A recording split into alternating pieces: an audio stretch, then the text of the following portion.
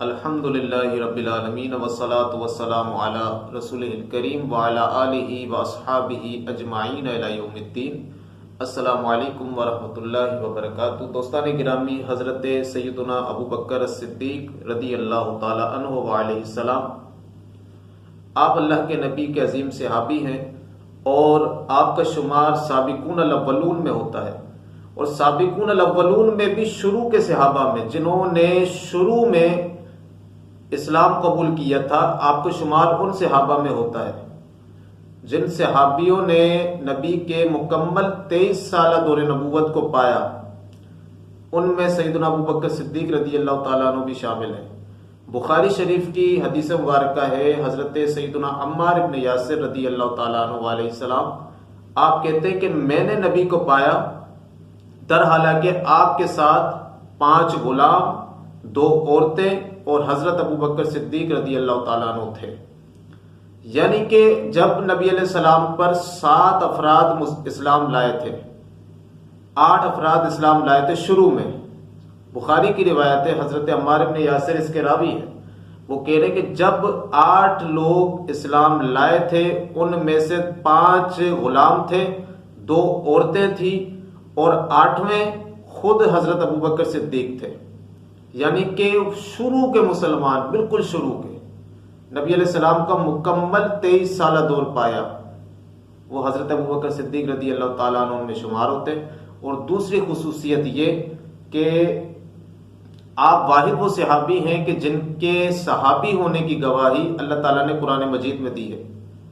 اللہ تعالیٰ سورہ توبہ کی آیت نمبر 40 میں فرماتا ہے، اذ اخرجہ الذین کفروا ثانی اثنین اذ ہما فی الغار اذ یقول لصاحبہ لا تحزن ان اللہ معنا۔ اللہ فرماتا ہے جب کافروں نے ان کو نکال دیا، یعنی نبی علیہ السلام کو، ثانی اثنین اذ ہما فی الغار، تو ان 2 میں سے دوسرا یعنی نبی کریم علیہ السلام، ان 2 میں سے دوسرا جب وہ دونوں غار میں تھے، اذ یقول لصاحبہ، تو جب اس نے اپنے صحابی سے کہا لا تحزن ان اللہ معنا، کہ غم نہ کر، اللہ ہمارے ساتھ ہے۔ سورہ توبہ کی آیت نمبر 40 ہے۔ اس میں جو ثانیت نئی ہے وہ 2 میں سے دوسرا، اس سے مراد، دوسرے سے مراد نبی علیہ السلام ہے، اور اس میں جو اذ یقول لصاحبہ کے لفظ ہیں، لصاحبہ یعنی جب اس دوسرے نے یعنی نبی نے اپنے صحابی سے کہا لا تحزن ان اللہ معنا، اس میں جو صحابی ہے، صحابی سے مراد اہل سنت کتابوں میں بھی اور شیعوں کی تفسیر، جو تفاسیر کی کتابیں تشیعوں کی، ان میں بھی اس بات پر اتفاق ہے۔ آپ سمجھیں اس میں امت کا اجماع ہے کہ قرآن مجید میں جو اذ یقول لصاحبہ ہے، یعنی نبی کریم نے اپنے صحابی سے کہا، اس صحابی سے مراد حضرت ابو بکر صدیق ہے۔ یہ اہل سنت کے نزدیک بھی اور اہل تشیعوں کے نزدیک بھی، دونوں کے نزدیک قرآن مجید کی روح سے حضرت ابو بکر صدیق کی صحابیت ثابت ہے۔ لہٰذا حضرت ابو بکر صدیق کی صحابیت کا انکار کرنے والا شخص وہ دائرہ اسلام سے خارج ہے۔ لہٰذا جو شخص کہتا ہے، جو نعوذ باللہ ان کو کافر کہے، ان کو منافق کہے، تو پھر اس کا اسلام سے کوئی واسطہ نہیں ہے، چاہے یہی منہج اہل سنت کا بھی ہے اور یہی منہج اہل تشیعوں کا بھی ہے۔ ظاہر ہے جب انہوں نے مان لیا اس بات کو کہ قرآن مجید نے حضرت ابو بکر صدیق کو رسول اللہ کا ساتھی، ان کا صحابی قرار دیا ہے، تو پھر جو بندہ صحابی ہونے سے انکار کرے گا، ان کو کافر یا منافق کہے گا، تو پھر اس کا اسلام کہاں باقی رہتا ہے؟ ظاہر ہے اس نے قرآن کا انکار کیا ہے۔ لہٰذا یہ اس پہ امت کا اجماع ہے۔ اب جو اہل تشیعوں کے ذاکرین جو اپنی مجلسوں میں چند ٹکوں پیسوں کی خاطر اس طرح کی بکواسات کرتے ہیں، سیدنا ابو بکر صدیق رضی اللہ تعالیٰ عنہ پر طعن و تشنیع اور نعوذ باللہ ان کو کافر، منافق، نہ جانے کیا کیا القابات دیتے ہیں، تو ان کا وہ منہج شیعہ میں بھی، اہل تشیعوں کے نزدیک بھی وہ دائرہ اسلام سے خارج ہے، وہ قرآن کے منکر ہوں گے۔ خیر، ان کے جو منصف مزاج اور سنجیدہ علماء ہیں اہل تشیعوں کے، وہ ان حرکتوں میں نہیں ہے، بلکہ وہ تو خلفائے ثلاثہ کا ادب و احترام کے ساتھ نام لیتے ہیں، لیکن ان کے چند ذاکرین ہیں اور جاہل علماء چند ٹکوں کے لیے، جیسے اہل سنت میں بھی وائزین شامل ہیں جو عوام کے سامنے جھوٹی من گڑت کہانیاں، اسٹوریاں، روایات پیش کرتے ہیں، تو اسی طریقے سے شیعوں کے اندر بھی ذاکرین موجود ہیں جو اس طرح کی بکواسات کرتے ہیں۔ یہ سارا چکر ہوتا ہے پیسوں کا اور کچھ بھی نہیں ہے۔ اللہ تعالیٰ ان کو ہدایت عطا فرمائے۔ تو سیدنا ابوبکر صدیق رضی اللہ تعالیٰ عنہ کی صحابیت قرآن مجید سے ثابت، جو ان کی صحابیت سے انکار کرے گا وہ دائرہ اسلام سے خارج ہو جائے گا۔ اور یہ جو آیت مبارکہ ہے اس کی تفسیر حضرت سیدنا انس بن مالک کہتے ہیں مجھ سے ابوبکر صدیق رضی اللہ تعالیٰ عنہ نے بیان کیا۔ خود حضرت ابوبکر صدیق اس بات کو بیان کر رہے ہیں، یعنی وہ واقعہ جو قرآن نے بیان کیا ہے اس کی تفصیل حدیث میں آئی ہے۔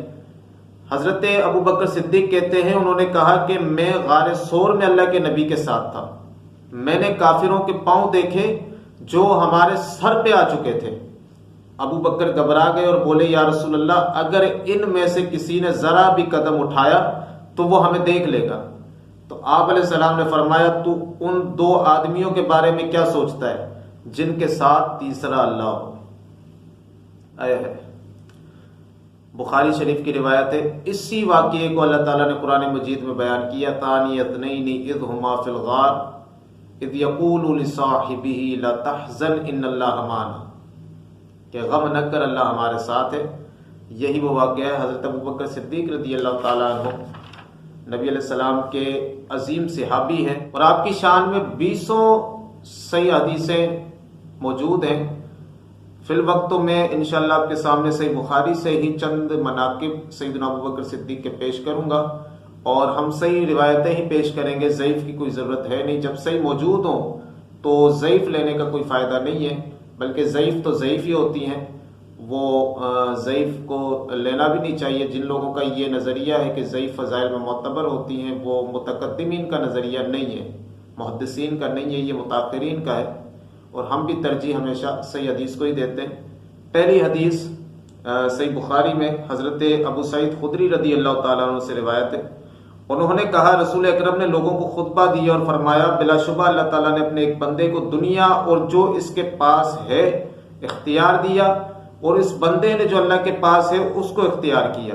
حضرت ابو سعید خدری نے کہا حضرت ابوبکر صدیق رضی اللہ عنہ رو پڑے، اور ہم نے ان کے رونے پر تعجب کا اظہار کیا کہ اللہ کے رسول تو ایک بندے کے متعلق خبر دے رہے ہیں جسے اختیار دیا گیا۔ بعد میں معلوم ہوا جس کو اختیار دیا گیا تھا وہ بندہ رسول اللہ خود ہی تھے، یعنی سیدنا ابوبکر صدیق رضی اللہ تعالیٰ عنہ اس بات کو بھانپ گئے تھے کہ اللہ کے نبی کیا کہہ رہے ہیں۔ صحابی کہتے ہیں اور حضرت ابوبکر صدیق ہم سب سے زیادہ جاننے والے تھے۔ اللہ کے رسول نے فرمایا اپنی صحبت اور اپنے مال میں مجھ پر سب سے زیادہ احسان ابوبکر کا ہے۔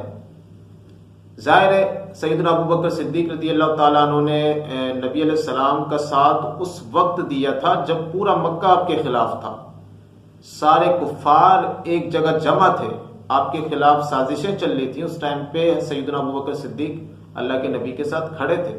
تو اللہ کے نبی اس بات کا ذکر کر رہے ہیں کہ اپنی صحبت اور اپنے مال میں مجھ پر سب سے زیادہ احسان ابوبکر صدیق کا ہے، اور اگر سوائے اپنے اللہ کے کسی کو خلیل بنانا چاہتا تو حضرت ابوبکر کو اپنا خلیل بناتا، لیکن ان سے محبت اور اخوت اسلامی ہے۔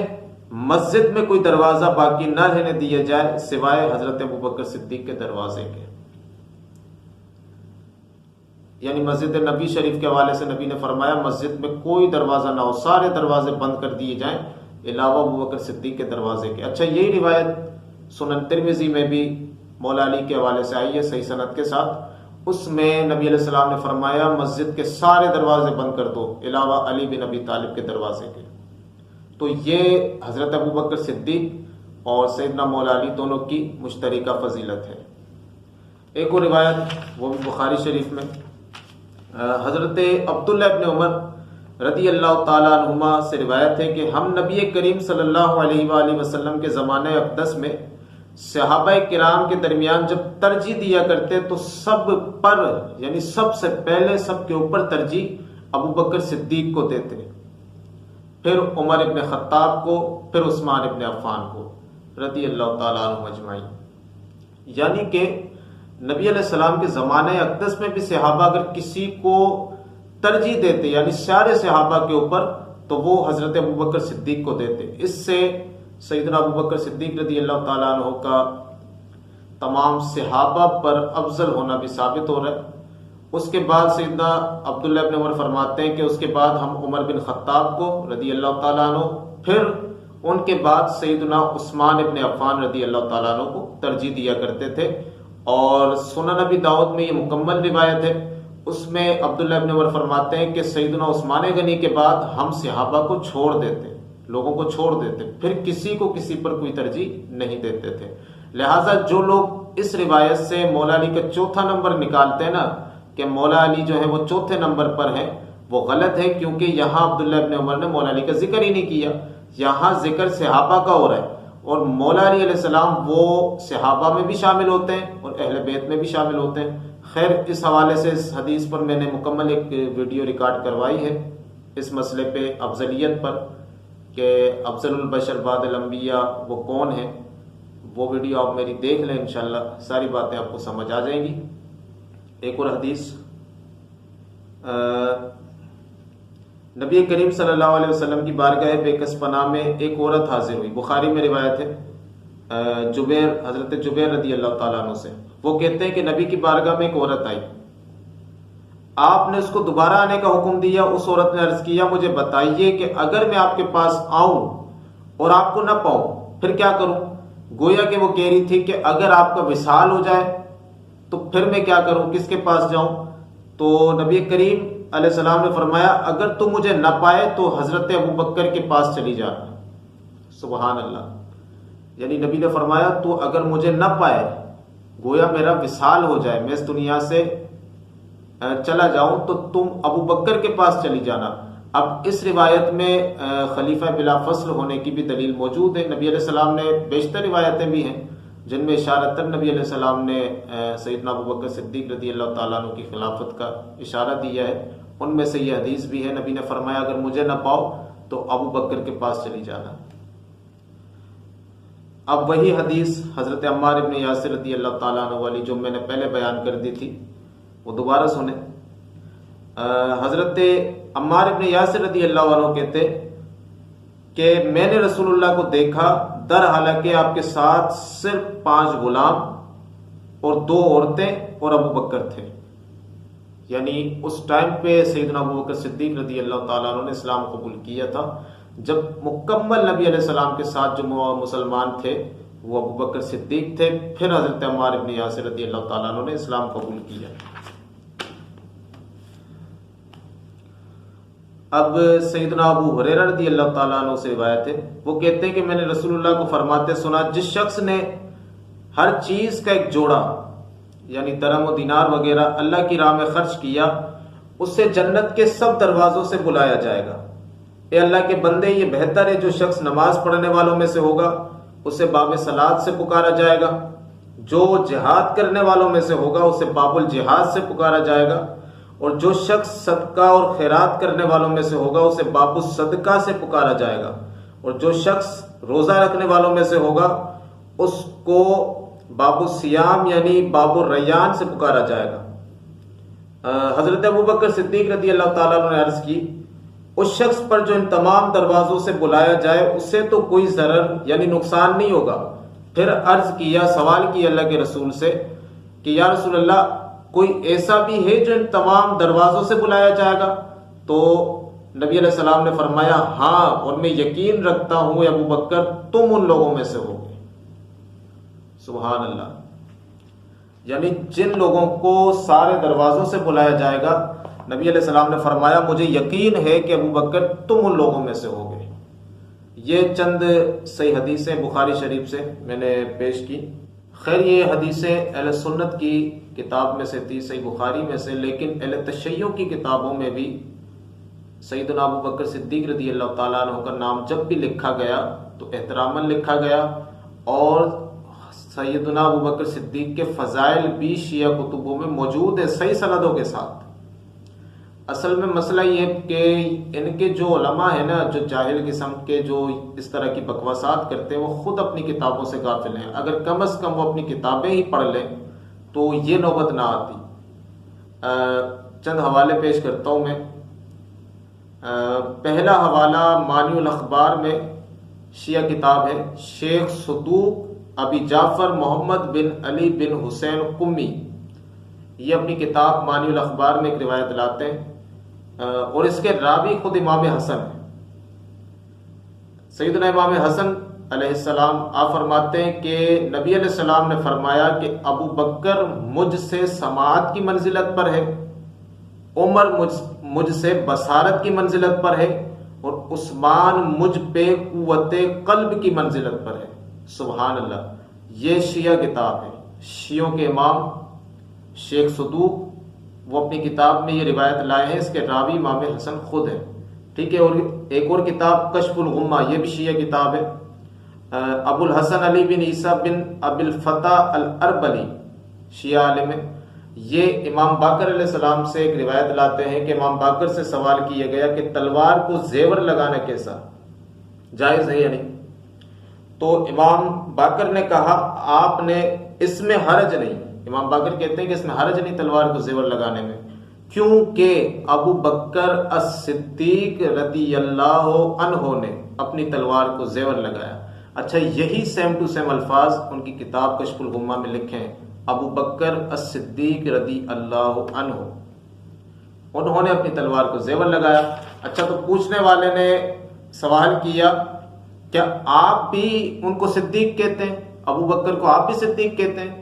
تو امام باقر نے جواب دیا، اٹھے امام باقر اس سوال پہ اٹھ گئے اور قبلہ رخ منہ کر کے کہا ہاں وہ صدیق ہیں، نعم الصدیق نعم الصدیق نعم الصدیق 3 مرتبہ کہا. پھر کہا اور جو ان کو صدیق نہیں کہتا اللہ اس کے کسی قول کو نہ دنیا میں سچا کرے اور نہ آخرت میں کرے. بھائی یہ شیعہ کتاب ہے، اہل سنت کی نہیں ہے. شیعہ علماء جو سنجیدہ ہیں، میں ان کے بارے میں نہیں کہہ رہا، وہ تو خلفائے ثلاثہ کا نام بھی احتراماً لیتے ہیں، کبھی وہ اس طرح کی بکواسیں یا گستاخیاں نہیں کرتے. یہ ان کے جاہل عوام، جاہل ذاکرین، پیسے کمانے کی غرض سے وہ اسٹیجوں پر، اور ایک ہوتا ہے انسان میں تو وہ گستاخیاں کر جاتے ہیں. وہ اپنی کتابوں سے، وہ جاہل لوگ ہیں، وہ اپنی کتابوں سے ناواقف ہیں. اللہ تعالیٰ ایسوں کو ہدایت عطا فرمائے، صحابہ کی عظمت کو صحیح حدیثوں کی روشنی میں سمجھنے کی توفیق عطا فرمائے. وما علینا الا البلاغ.